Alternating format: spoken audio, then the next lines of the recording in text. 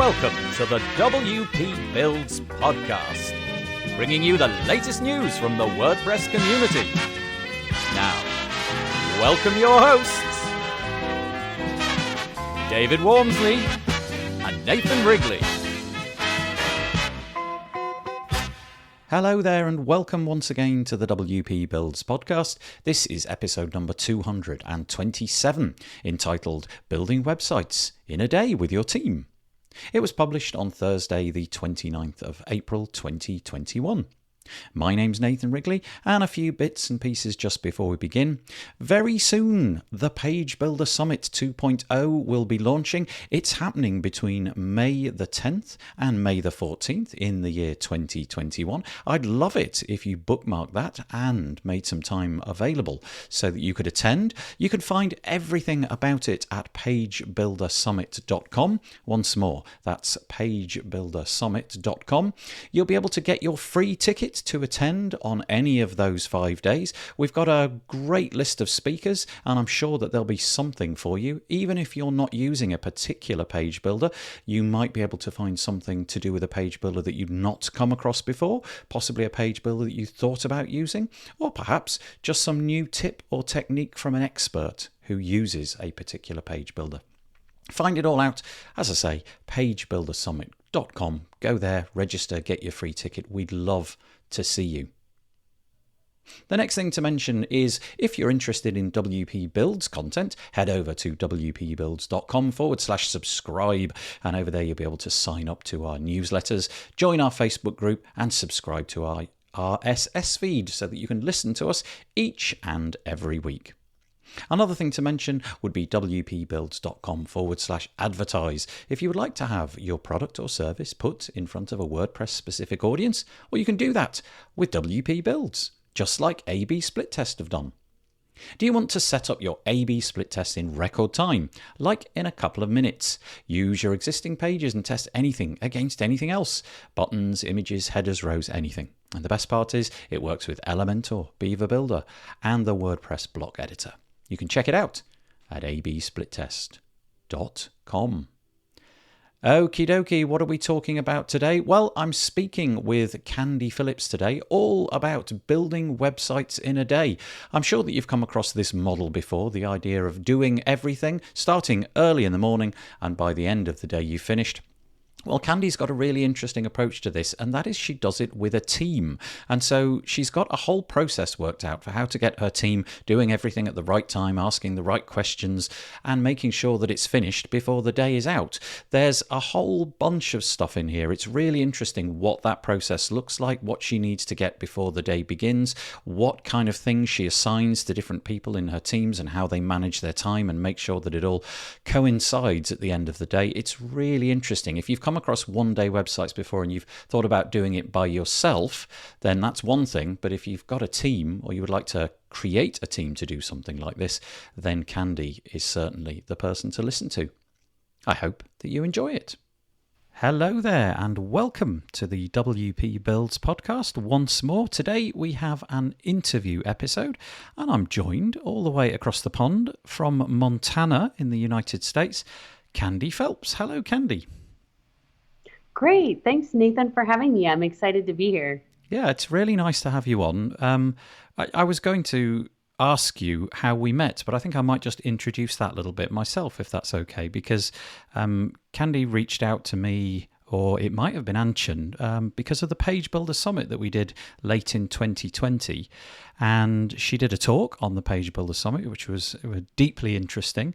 So we thought we'd have her on the podcast to discuss some of the different aspects of the business model that she's working. So just before we start, would you like to tell us kind of a little bit about your background, how you've ended up coming on a WordPress specific podcast, what your business is involved with, and so on? So, it's like an elevator pitch very quickly at the beginning. Sure. Yeah. So I'm Candy Phelps. I'm the founder of Busy Busy. We're a creative agency actually located in Wisconsin in the U.S. And I am from Montana, though, which is why we were talking about Montana earlier. So I've been running a business creative agency doing design and branding and web WordPress for about 12 years now. And we started a model a couple of years ago called the one day website, and we've extrapolated that across all of our services now, which is what we'll talk about today. But yeah, I'm a fan of the pod, and also I loved the summit you all put on, the Page Builder Summit. I just loved that it was so specific to so many of the things and the tools that we're all using every day, and I got a lot out of it. So I really appreciated that and getting to be a participant and a sponsor. Um, but yeah, that's a bit about me. I freelanced for the first few years of in business, and then we've kind of grown over the years, mostly using subcontractors, but we do have a few employees. And actually, this year I took on a business partner, which is that could be a whole other episode Okay. about taking on a business partner when you're already 11 years in. But so yeah, we're in growth mode, and it's exciting, and I'm excited to share some of the things I've learned the hard way over the years. Okay. Oh, well, thank you. So, yeah, as Candy mentioned, we're going to concentrate on the business model that she's kind of become a bit of an expert in, and this is the idea of putting on a one-day website. And I've got a series of questions. We've had a little bit of a chat before the recording began, so you kind of know what's coming. But the first one really is talking about the kind of reason why you decided to go for the one-day model, because it seems to be a bit of a mantra in the industry, especially around agencies, that what you need to be doing is upscaling. You need to be making your business such that it's appealing to large agencies who can pay the big figures. So constantly we're hearing things like $10,000 website, $20,000 website, this kind of thing. And obviously that stands in stark contradiction to what you're doing, I'm guessing. So why have you gone for this one-day model as opposed to going for the much bigger, longer, more drawn-out website builds? Sure. Yeah. So we started with doing like straight custom WordPress themes many years ago, partly because I just didn't know what I didn't know about being able to get a page builder or certain tools. So we were building really custom websites about 7 years ago, and getting some pretty big ticket clients. Probably 15,000 was the most expensive website we built, and 10,000 was pretty common for us. But the problem with doing those huge projects was that they were lasting forever. So even if it was, only about 100 hours of work, we would be working on projects for 6 months, 9 months, a year, because the clients were so busy. They just were never getting back to us with the things that we needed to do their project. So we always had to have several projects running at any given time. And it just felt so inefficient to me, because if we didn't hear from a client for three weeks, by the time they got back to us, we would have to reread a bunch of email threads. We couldn't remember where we were at in the project. And it just felt like such a silly process, like this is silly project management that, it didn't actually take us 6 months to build a website. It took us, 50 hours or 75 hours or however many hours to build a website. But it was really the clients that were slowing us down. And this like stopping and starting and the silly inefficiency of the way that our industry works with project management, mostly being done by email or, Basecamp or Asana or one of those tools.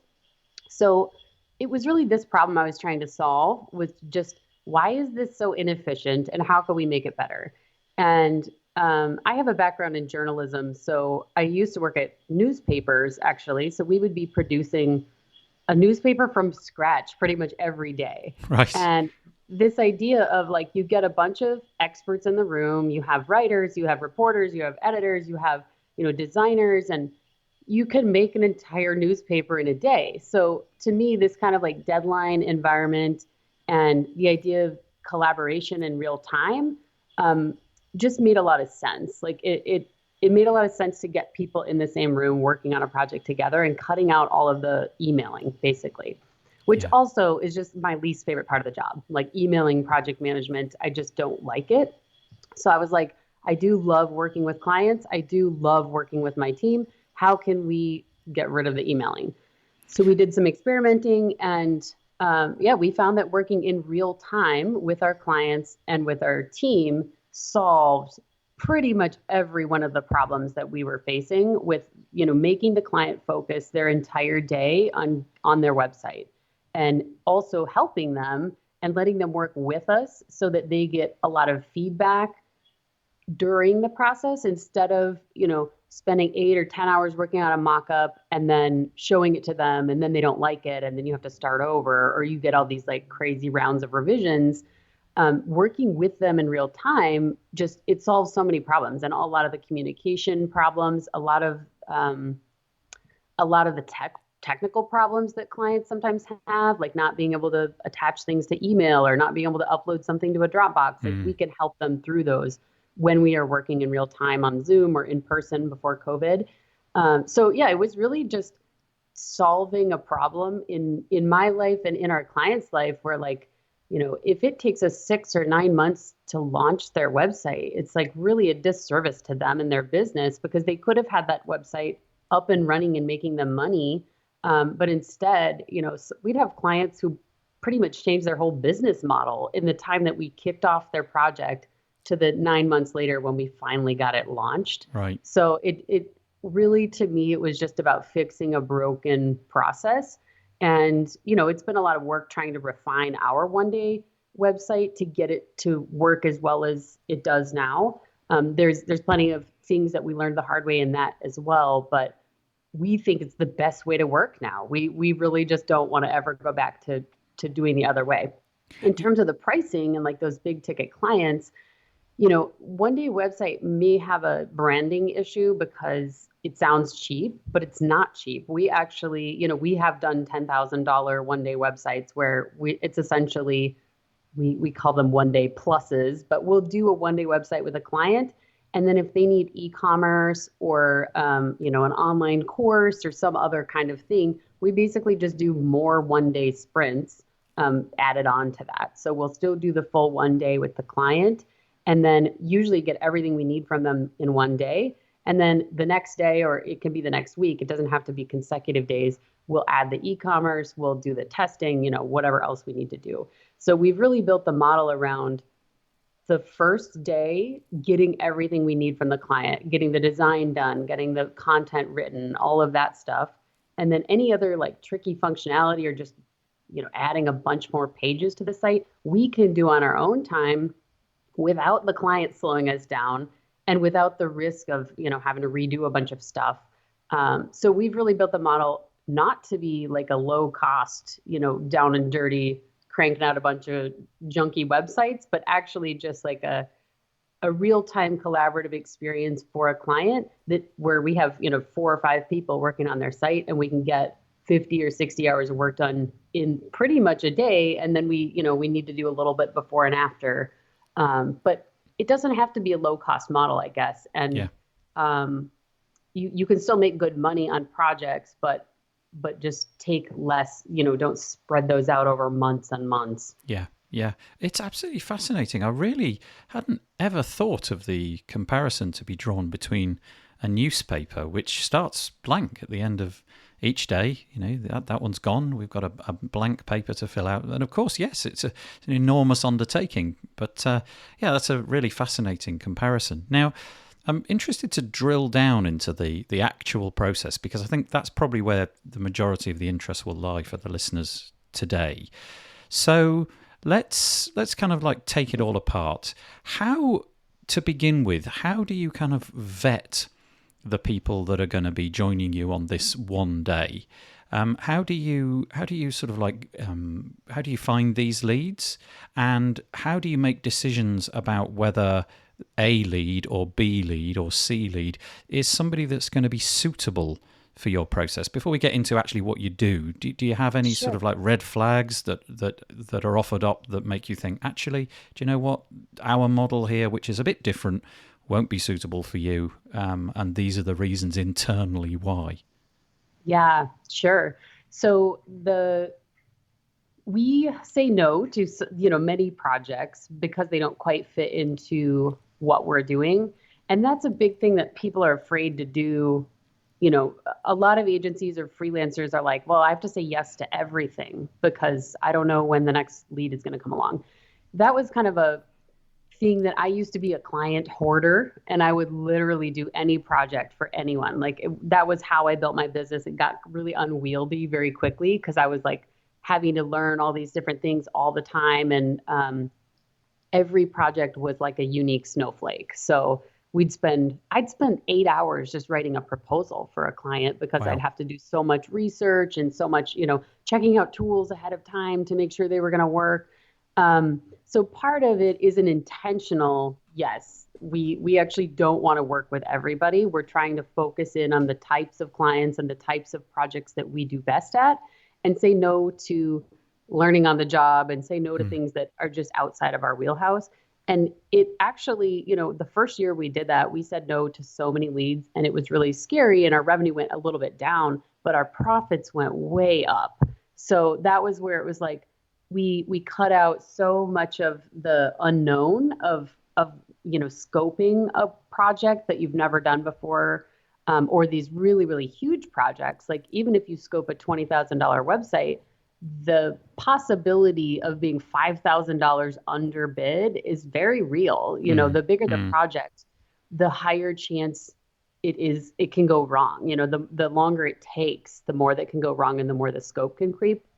So for us, that was a big thing, is actually just being willing to say no to certain projects. And so first of all, we cannot work with very large organizations. So we focus on startups and small businesses. And if somebody has like a big nonprofit that has like a board that needs to approve everything, and they have, a whole marketing team and like an executive director and like 3 other people who need to weigh in on it, it does not work. Right. Because part of the decision making that happens in real time, that's what takes a lot of time on those big clients, is not the actual project work, but the decision making and getting people to consensus. So we pretty much weed out anybody who has more than 4 decision makers involved. And if we aren't necessarily always saying no to those people, we will sometimes try to get them into we'll do a 1 day a week kind of thing where it's like, okay, we're going to just bill you by the day until this project is done. And we'll do a sprint, 3 or 4 sprints to get them to where they need to go. So we've sort of developed just like a day rate billing model to deal with some of those clients. But we really like working with startups and small businesses better anyway. We love working with people who are really passionate about what they're doing. But even then, not every small business owner is a good fit. Yeah. So what I think our sales page, we get most of our leads from search engine optimization. Most of our leads come in already sold on the idea. They read our sales page, they watch our video, and they're like, this is exactly what I want to do. They self-select. And I think a lot of people self-unselect when they see that it's, by the end of the day, we'll have the website and it scares them. They're really analytical people, or people who like to take their time making decisions, low commitment people. That's probably the thing that we found the most. We actually have a brand archetype quiz on our website, and we have our clients go through this. And I have a theory, I haven't run the data, but the explorer is an archetype that is all about adventure and travel. And I have a theory that they're also low commitment people as a general personality trait. And I think that we don't want to work with explorers in the one day website because they like too many things, they have too many ideas, and they fear committing to something. So I'm not positive on that, but I'm pretty sure that those type of folks might not be a good fit. But where the people who are a good fit are people who are confident decision makers, people who are action oriented and love to see results. And there's so many people out there that just don't have the patience to wait 5 months or 6 months for a website, or even 3 weeks. They want it done now. Yeah, you mentioned your landing page, which is interesting. Just digging into that a little bit. What are the messages that you're drilling home on that page to, as you described, sort of self-vet, so that people who presumably wouldn't be a good fit for work between the pair of you, what are the messages you're trying to inculcate in them so that they know, yes, this is for me, or no, this is not? I think we talk a lot about like high energy collaboration. That's Interesting. a term that I think some people are either super attracted to or very repelled by, where, it's like you're going to be interacting with people all day. It's very intense. So we try to talk about that. And like collaboration is something that not everyone likes to do. A lot of people like working on their own, and then presenting something to somebody else. So we try to make sure that people understand that it's high energy, it's collaborative, and then especially in the sales meeting, we talk about like what happens after the day, like how many revisions do you get, or that kind of thing. Hmm. Hmm. And that is, it's a tricky conversation because there is some fear around it because most companies, most agencies are not building websites this way. Like there's this sense that you could just have as many revisions as you want, or you could keep working on the project as long as you need to get it perfect. And we just sort of reject that idea of the longer you work on the project, the more perfect it is, or that the website will ever be perfect. We just believe so firmly that the website is an evolution. Like you launch something, but it's not done. And so it could always be made better. And so it's better for the customer to launch something and then start improving it, adding content, like, making it better and better instead of waiting 9 months to launch a site that you think is perfect, but actually is like already outdated by the time you've launched it. So Yeah. those are the kind of conversations we try to have during sales calls. Yeah. We straight up, I don't know if it's still on our site, but we had an FAQ like that said, is the website one day website for me? And it says like, if you like to take your time making decisions and you're really analytical, this might not be for you. Yeah. Yeah. Yeah. I think it's really a valuable thing to invest time thinking about that messaging, because you can get rid of the tire kickers with the right page before they even get in touch with you. So that's really interesting, especially the sort of psychological angle. So okay, let's talk about let's imagine that I'm somebody who has looked at that page and I feel that I'm a really good fit for this. How do we, well, I'll rephrase that. Let's go through the process that you've got. What are the first steps that I would be taking to communicate to you that I want to come on board? And how does it work from your end in the run up to the day? Let's exclude the actual day just now. What are you doing in the background to make sure that everything is in place so that that day can run as smoothly as possible? Sure. So most people contact us through our website form. That's pretty standard for us because so many of our leads come from SEO. Mm-hmm. So usually we'll get a contact form or a one-day website form that somebody fills out. Occasionally people will call. And the next step for us, we have like a pretty slick client onboarding process that I've been working really hard on automating a lot of it. So we're using Zapier for a ton of different things. But basically our salesperson, who is my new business partner, she usually has a call with people. So, I wouldn't recommend ever letting somebody just sign up for something like this without talking to them about the process, because people have a lot of inaccurate expectations, both positive and good and negative, about what it's going to be like. So having a conversation with people, no matter how much copy we put on the website or videos we've had on there, like people still don't ever read any of it. So we want to make sure that they understand what they're getting into, what they're getting and what they're not getting. And then, like I said, a lot of people have already self-selected. Like we get so much strong language from clients saying like, I, this is exactly what I want. I want to work with you, not like how much is it cost and is this the right, company to work with? It's like they're so excited about the idea of working with a team that they're already like really on board. But once we have sort of a conversation to vet them and for them to vet us and to make sure it's a good fit, obviously that's where we would nail down like what kind of pages or functionality that they would need on the website. And assuming that it's a good fit and they don't need anything like crazy that either couldn't be done in a one-day process or that isn't like, if they don't sound like a good fit, if they have 10 people who need to weigh in on every decision, we'll send a proposal. And so that, we actually started out with like a fixed price that we were saying every one-day website is this and it's a fixed price. So it was like truly a product, but we found that was a little bit too tight. Like we had to loosen that up because we couldn't find enough people who needed that exact thing. So now we still do a quote for them. Our prices are generally between like 3,000 and 7,500, I would say. Yep. And we have done more expensive ones if they need e-commerce or something like that. But our average price is probably 4,000 for a site. Okay. Right now, anyway. And so we send them a proposal. They sign it. We get a half deposit, 50% deposit to reserve the date. We found out before, like the very first one we did, we didn't require a deposit and somebody canceled the night before, that kind of thing. So we definitely require a deposit just because it's so important that they actually show up because we have a whole team, all ready for them. And then really, this is the part that some people think, oh, well, then you make your client go do a whole bunch of homework.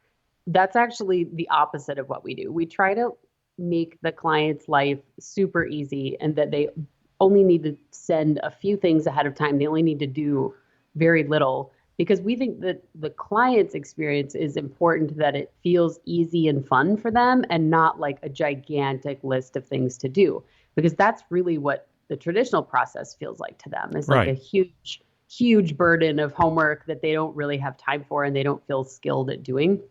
So really all we get from them ahead of time are like their web hosting credentials. And if they have an existing site, we'll get in the back of that as well. And then we do, ahead of time, the work we do is we install what we call our base installation. So we have just like a WordPress child theme, a ton of plugins that we always use already configured. So we put that up on a demo on their hosting. And that's kind of the only work we do ahead of time. We may do some research if they need some kind of like special functionality, but really it's like get our base installation up there. And really the bulk of the work is done the day of because I won't get into that, but and then it's a matter of just, getting them on the calendar, sending them a few reminders ahead of time. I find that we send reminders to both our team and them to make sure that everyone's like prepared and has everything they need. But really, that's about all we do ahead of time. That's fascinating. So, okay, one of the first questions I was going to ask is from that, if you're working on their hosting, that's quite interesting to me.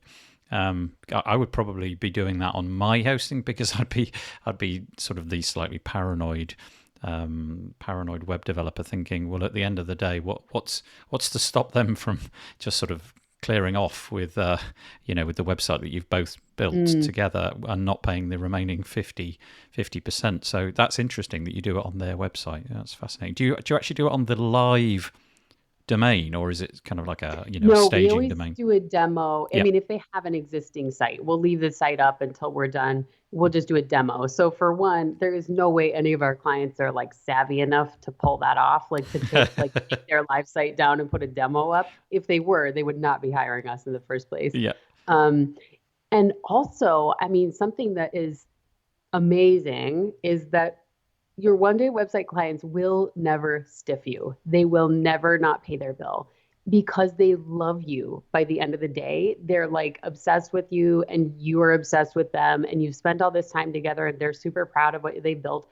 It's a totally different experience than when you're just emailing back and forth with a web developer for 3 weeks or 5 months. Right. It's a different relationship altogether and the trust is very deep.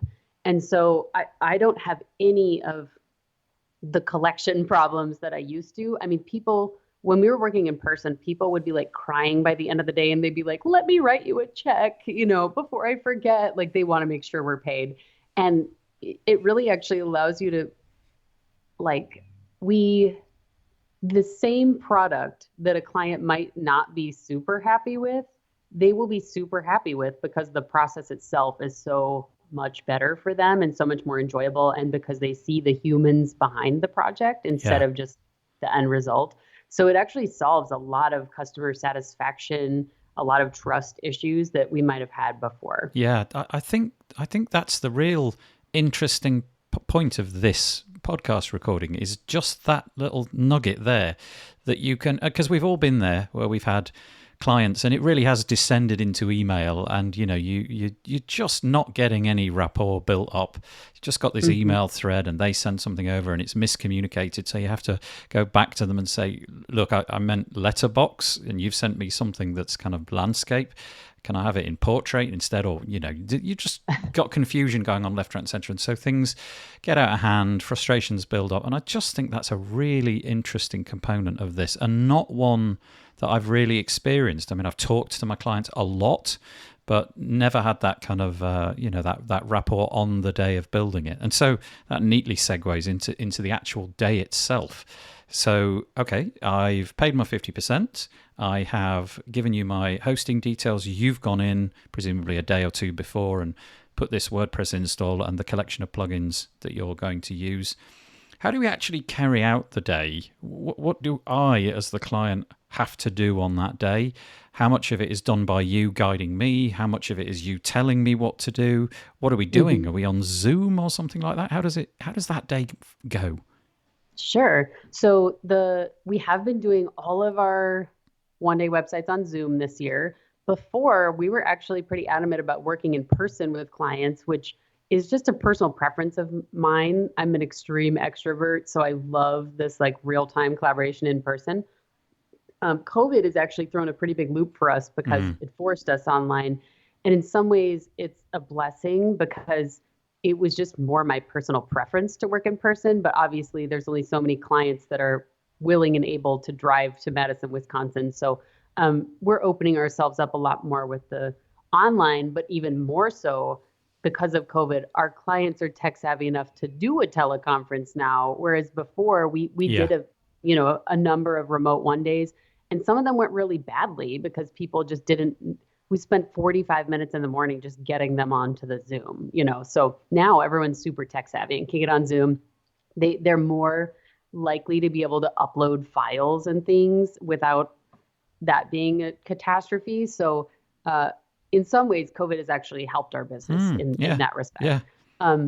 So everybody's on Zoom. We right now, even our team is on Zoom. So we usually have a writer, a creative director, a web developer, and a designer. That's sort of our core team. We may have fewer or more people depending on the actual project, but that's like a pretty standard setup for us. And the client gets on their Zoom and we tell them to bring like any photos or videos that they might have. We don't have in-house photography or video. That's something that I would love to, develop in the future. So that's one thing that a lot of times we will refer a local photographer and somebody will get photos taken ahead of time. But oftentimes we'll just use stock photos or stock video, or we'll create graphics for them if they don't have a lot of assets like that. But so they come with their photos and their logos. A lot of times we send them a big list of things to prepare for, but if they don't have any of that, it's totally okay. Like we don't make them fill out a bunch of forms ahead of time or do much. It's just like, make sure you have access to your accounts, and then we can help you get the photos from your Facebook or get the logo from, your files somewhere. So again, it's really about making it easy for the clients and not giving them a big list of jargon that they don't understand. So we spend probably an hour in the morning doing a kickoff meeting where we just get some basic logistics nailed down. What pages are we building? What assets do we already have? Who's doing what? Then the writer and the creative director sort of take over on a discovery interview. And from this interview, we actually write the copy for the website. So we typically do we'll say up to 5 pages we'll write that day. And oftentimes the sites will end up being about 10 pages, but some of those pages are either like service pages where we're really copying over a lot of the stuff from the old site, or, contact pages or forms or things like that don't need a ton of copywriting. But we like to include up to 5 pages of copywriting so that the copy is good, so that the client doesn't have to write it, and so that it's optimized for search engines. And, like somebody with a marketing eye is able to to actually write the copy. Yeah. But the Yeah. beauty of the discovery interview and the one day is that you're really collaborating with the client to write it. Like you're interviewing them, then you write something, then you review it together. So it's really a nice process where you get, I think, the best copy when it's coming from both the marketers and from the client. Yeah, I'm curious about the fact that you've got. So let's say again, positioning me as the client. There's literally me. So there's one person on my end telling you everything that I want for my company, and there's four of you on the other side. How do you manage the order in which that goes? So obviously you've got your kickoff meeting, which makes perfect sense. You're getting an idea, and then do the writers literally sort of like drop off the Zoom and go off and do some writing, and then come back, and in the meantime, are the designers trying to get, I don't know, choices of colors and branding options and all of these kind of things? I'm just interested in how you build this. What are the blocks that go in place? Because obviously time is ticking now, and we've got to make sure that as midday approaches, something significant is underway.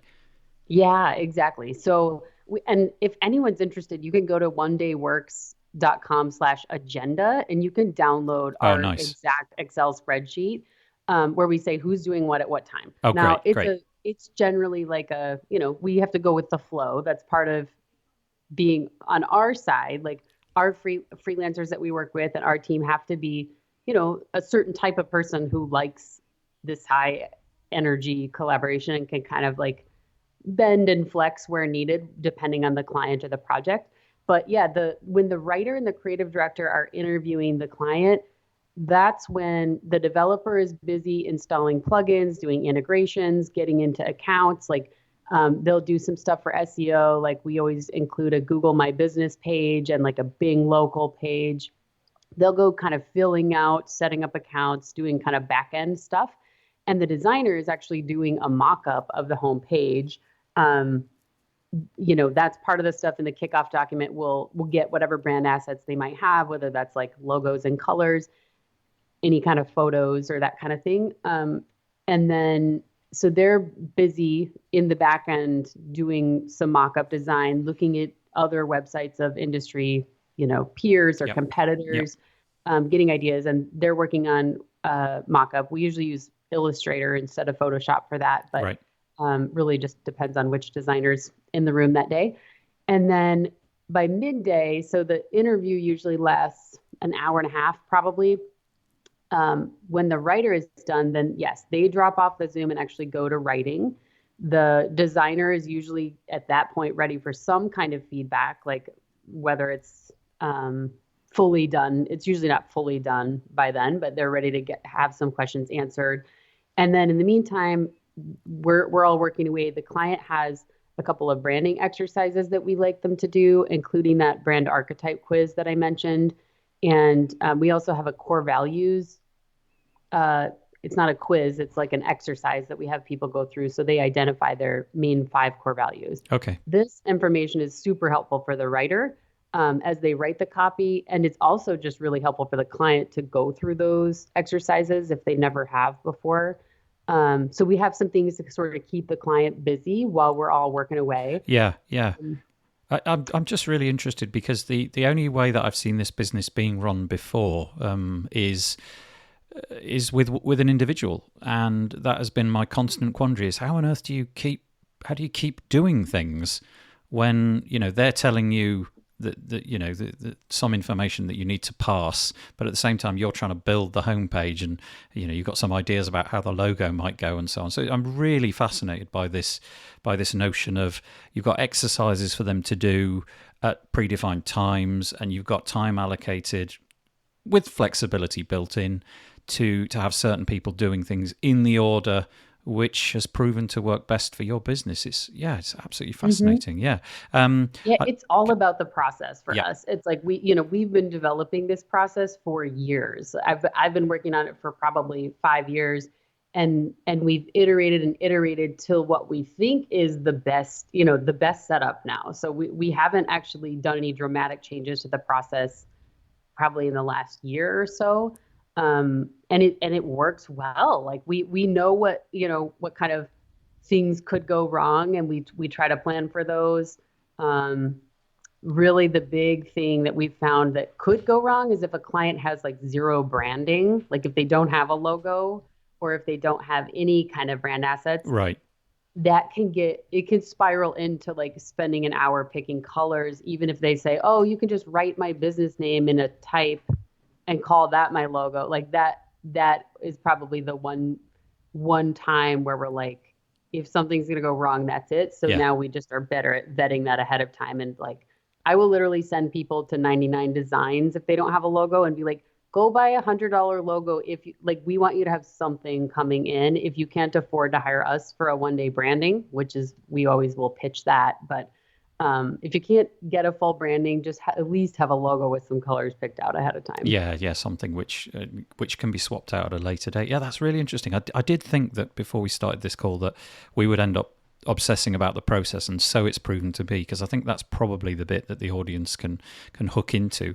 So, okay, so we've got some idea. We're at midday. I'm going to pause for a minute on the day itself at that point and ask what the suite of tools are, the stack of tools that you've come to use over time. And that could be any tool. I mean, obviously, there's probably a real interest in the WordPress tools that you're using, but also any kind of SaaS apps that you might be using to I don't know, gather content or whatever. So, yeah, any tools that stand out as worthy that people may not be familiar with or just haven't tried before. Yeah. So yeah, we're building almost all of our websites on WordPress. We have a lot of plugins that we love. I'm a huge fan of Gravity Forms, so I always like to plug that because you can just do so many amazing things with Gravity Forms that other companies are like selling these big fancy integrations on these $20,000 websites, and it's like it's a Gravity Forms add-on. So yeah, we can add your contact form into your CRM easily because it's a Gravity Forms add-on. So I am not an affiliate of Gravity Forms. I'm just a fangirl.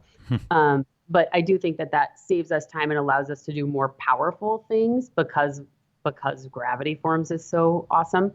But Zapier is really like, we are totally using Zapier to just streamline our client onboarding. I mean, that kind of stuff just drives me crazy. Like, I don't like making copies of files and whatever. So and then PandaDocs, oh my God, we just started using this, and this tool is amazing. If you don't have a proposal writing software, definitely check out PandaDocs. It's not cheap, but it allows you to like have, I mean, you can have templates, obviously, but then you can have these like fields that you put in, like you can be custom, where it's like the company's business name, then it'll fill it out through the whole, proposal, the company's business name. Then, because we're using PandaDocs and all of these fields are dynamic, we can use Zapier to pull all of these different fields to like create a QuickBook invoice for them to, they make a client folder and copy a whole bunch of documents into our Google Drive for us. When it creates a new Basecamp project for us based on, client name and what kind of project it is. So we've been using Zapier for the last several years, but now we're like hitting it hard with basically automating every part of our client onboarding process. Yeah. We use Basecamp for our project management. It like mostly because it's cheap, and I really like the sort of list format of Basecamp 2, which is what we're using. But really any project management software, the key is, our certification, we just have one humongous spreadsheet that is like tabs and tabs of checklists of everything that needs to get done in the day or the day after if there's certain go live things that need to happen. And that, to me, it doesn't matter what software you use for project management, but it is absolutely essential that you have that process, because obviously when you're doing a website in a day, it's more likely that something will get forgotten. So that's where you can't just go off your memory. You have to have like really strict checklists and make your team make sure they're actually going through all of them and keeping notes on anything that is important. Yeah. So yeah, Basecamp, PandaDocs, Zapier, WordPress. Do you use are you sort of wedded? Maybe it's changed over time, but do you use some sort of page builder to speed up the actual builder, or Yes. have you got a custom theme that you're using? Yeah, so we use the theme called Enfold. I don't know anyone else who uses it, but supposedly it's the most popular theme of all time or something. I'm not exactly sure, but we've been using it for years, and it has its own built-in page builder. It's not a front-end builder, it's a back-end, but it's a beautiful theme and a beautiful page builder. Okay. And very easy for clients to use. So that was like, we've probably been using it for 5 years. I think I've spent over like $2,000 on that one theme by now. But it's lovely and clients love it and very easy to use. But any page builder would work. Yeah. Obviously, we're not creating custom WordPress themes, starting from scratch during a day. But the page builders, especially things like Divi or Elementor, I think Oxygen was one I heard about during the Page Builder Summit. I'm curious to look at, but using a child theme that you can basically customize any way you want. Yeah. It's not going to look like you're using the same template on every site because you can do 5 different kinds of headers and navigation styles. And then you can obviously have any kind of like background images and graphics and any kind of like column layout that you want. I just don't think it serves the client to start from scratch, like in doing custom theme, unless the website itself is the business. Yeah. If somebody's like making a business that is like some kind of directory, then maybe they need a custom site. But mostly small businesses and startups, like it's not worth the cost to start from scratch. Yeah, they just want something straightforward, and whichever page builder or tool or theme you're familiar with, and if you can ensure that over the course of the next several years you're going to be able to maintain it and you're happy with the reliability of it, then bravo, go for it. One other thing that I'm curious about is back to the Zoom again, and perhaps the day is carrying on now. We're beyond midday. Am I actually watching you build it? In other words, can I sort of request that I'm literally seeing what you're doing and I'm going, actually, could you move that to the left a bit? Can you go up a bit, down a bit, make that button red? Or is it more, refresh the page every 20 minutes and see where we're at? It's more like that. When we were in person, there was a lot more like literally standing beside the developer or, the designer, those type of things. But there are definitely parts of the day that are for feedback where that is what we're doing. So when we look at the mock-up, the designer is sharing their screen and then there's move that this place. Can you change the color of that blue? So that is very much like hands-on real-time changes. And then toward the end of the day, when we're building the site, it's more like refresh the page now, but then there's a part where we go through page by page. And if there's easy changes to do, we'll do them live while the client is watching. If it's like, someone's got to write some code, they're not necessarily watching that, but they totally could. Like we could easily switch themes.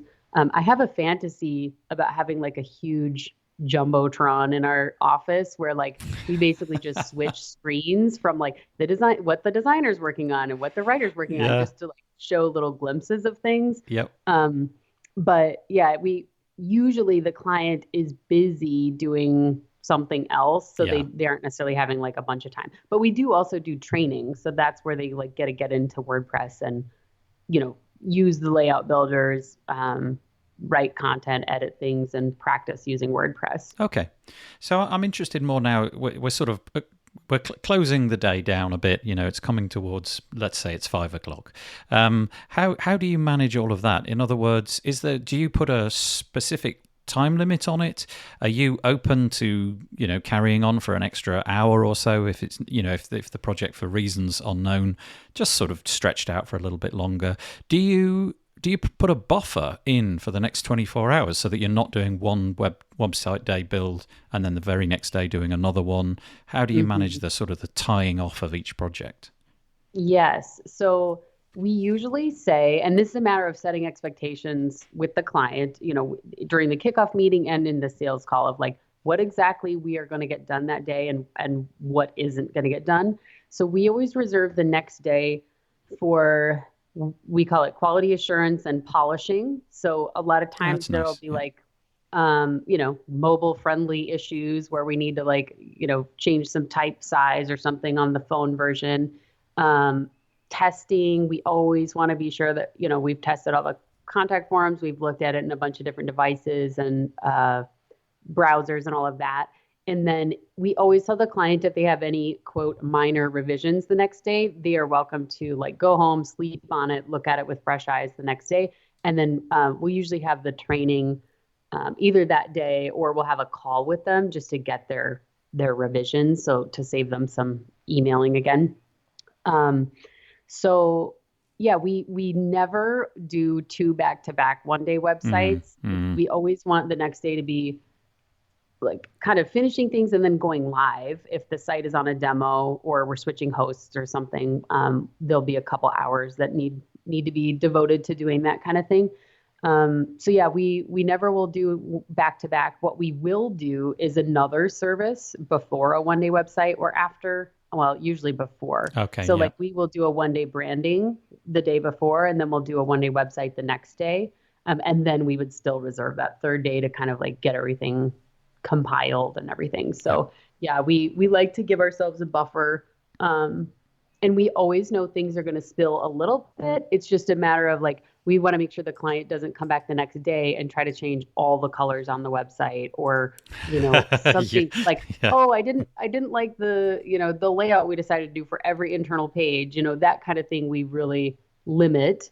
But we do quite a, there's probably still 5 or 6 hours of work we do the next day that the client doesn't need to be involved with, but we like to make sure we're dotting all our I's and crossing our T's.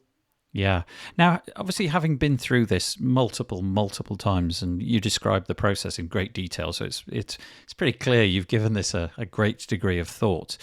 You mentioned in the sort of notes that we exchanged at the beginning that you've sort of got some sort of certification process that is married into this. Do you want to talk about that? Who's this for? Is this for people like me that could upskill on how to offer this for my business, or is this for your clients to certify them in using the things that they should have learnt during that day? Yes. So actually we have. So our main agency is Busy, and we have sort of spun off a different business called One Day Works that we are training other freelancers and creative agencies in our one-day process. So the certification is for agencies who want to sell one-day websites to their clients. And then we are also developing, which are not quite ready yet, but we're developing certifications for each role of our one-day website. So if someone wants to be a freelancer for us, that they've gone through our training to be a writer, a developer, or a designer. And basically we're building our team of freelancers to be able to call on. Mostly right now, 100% all of our freelancers we work with and contractors are local, who live near us. But as we grow, we want to be able to have people in different time zones and different skill sets and different experiences. So there will be certifications for each individual role for people to basically be hired by us to help us build one-day websites. And then the agency certification is if somebody wants to actually license our brand and actually sell one-day websites to their clients. So we've actually trademarked one day as like a trademarkable phrase. And that's part of the deal, that if an agency licenses it, they can legally sell one-day websites or one-day brandings. We're also building out all of these certifications for one-day branding, one-day search engine optimization. Like we have a whole suite of services, and we think that our model is so awesome that other people are going to want to learn how we do it in great detail. So that's why we built it. We were just getting so many questions from people who wanted to know exactly what we were doing. And honestly, like part of it is just, I know what it's like teaching yourself as a freelancer, and everyone is learning on the job and having to learn the hard way. And there's just no WordPress school, right? Like we can't go back to school to learn how to build websites for clients. You can get your website certificate or your HTML certificate or whatever else it is, but it's not actually practical information for people who need to know how to work with clients and need like best practices. So that's why we built it. It's just to make sure that freelancers who work for us are going to have like the best practices and the training and the knowledge that we need to make sure that they're doing a good job for our clients and that the sites we're building are really high quality. And then also to just sort of expand this way that we've been working and let other people share the model, sort of in a franchise type situation, but not exactly that. Yeah. Yeah, it's really interesting. I mean, it is genuinely a really unique model that you've got. There's just so many different components that you've highlighted today that I hadn't kind of pieced together in the jigsaw. I'm more or less certain that there's going to be people listening to this who are just sort of having aha moments along the way. Having a team, building out the documents in advance and sending them through a sort of like a pathway of things to do on the day and so on. Yeah, it's really, really interesting. What a pleasure. Sadly, time is of the essence, and so I'm going to ask, just before we finish, if you want to mention a Twitter handle where you can be found, an email address, a URL that we haven't mentioned so far, anything that you like at all to allow people to get in touch with you. Yeah, so our agency site is busybusycreative.com.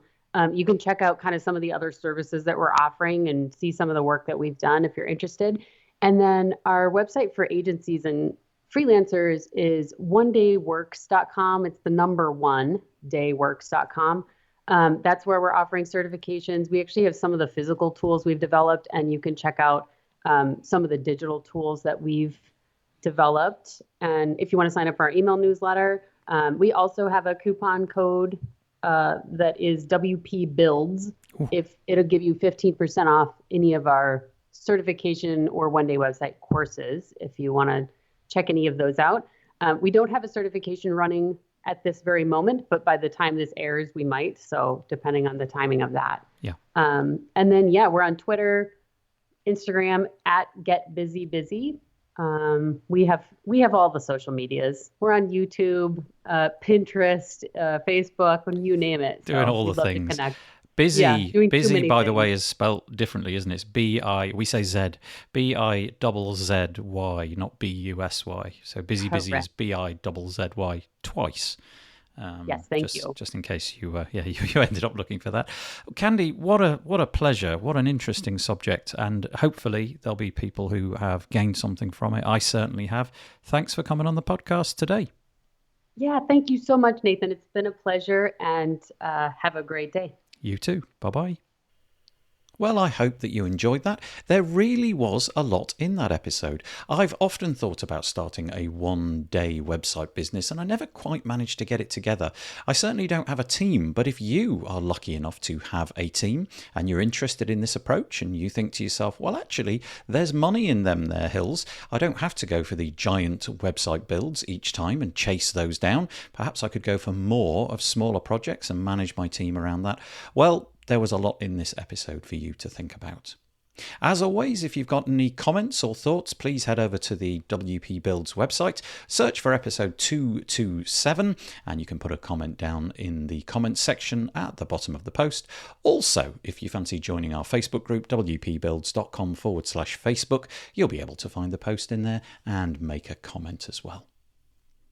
The WP Builds podcast was brought to you today by A/B Split Test. Do you want to set up your A/B split test in record time, like in a couple of minutes? Use your existing pages and test anything against anything else. Buttons, images, headers, rows, anything. And the best part is, it works with Elementor, Beaver Builder, and the WordPress block editor. You can check it out and get a free demo at absplittest.com. Just before you go, I'm going to throw one last cheeky plug in for the Page Builder Summit. www.pagebuildersummit.com, as you might expect. Head over there if you're interested in hearing about all sorts of different page builders and what they can do. That could be Divi, Beaver Builder, Elementor, Oxygen, and of course loads of talks about what Gutenberg is doing. Then go over there and get your free registration. It's all happening May the 10th to May the 14th. pagebuildersummit.com. Okay, we will be back on Monday, wpbuilds.com/live for the live This Week in WordPress show with Paul Lacey and some notable WordPress guests. We'll be publishing that on Tuesday as well, and we'll be back next Thursday when David Wormsley and I will be going through the A to Z of WordPress. I'll fade in some awful cheesy music and say bye-bye for now.